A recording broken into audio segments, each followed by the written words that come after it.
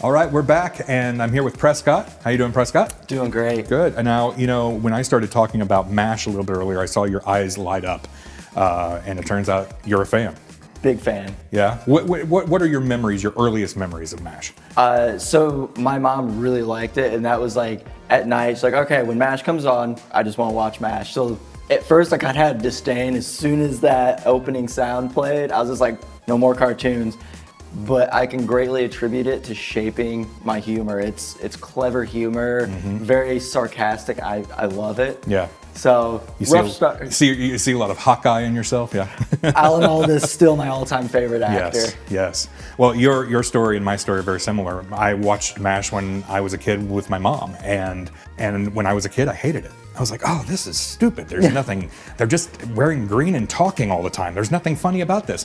But as I got a little bit older and right before the series went off the air, I really started liking it. And then I got more into it in high school and college, and now I'm just a major MASH fan, and to the point where I do a podcast about it. But what I want to talk about today are some of the merchandise that was produced around MASH. I've started a MASH collection, and I brought a few things from my collection in today that I thought might be interesting. When you're a kid and you play with action figures, you think of, superheroes and Star Wars and things like that. You don't really think of MASH.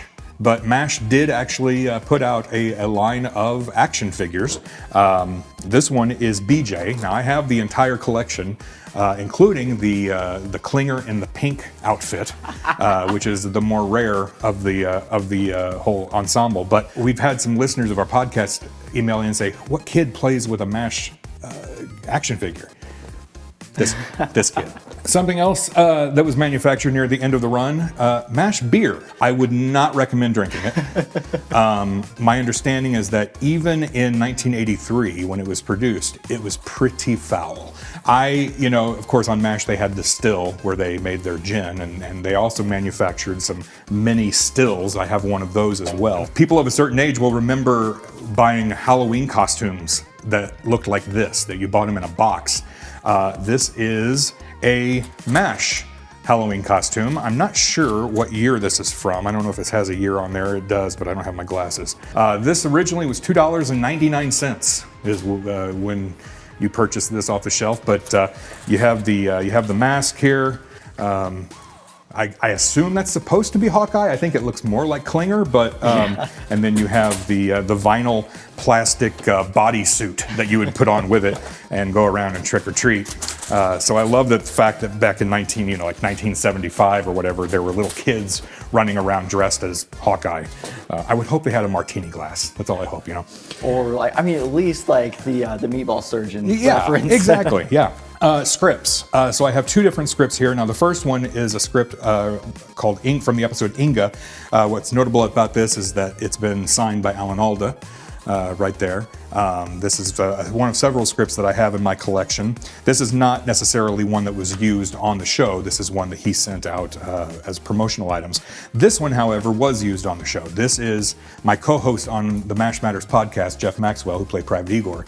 He contacted me and asked me, what is your favorite episode of MASH? And my favorite all-time episode is an episode called A War for All Seasons, and it's from season 10.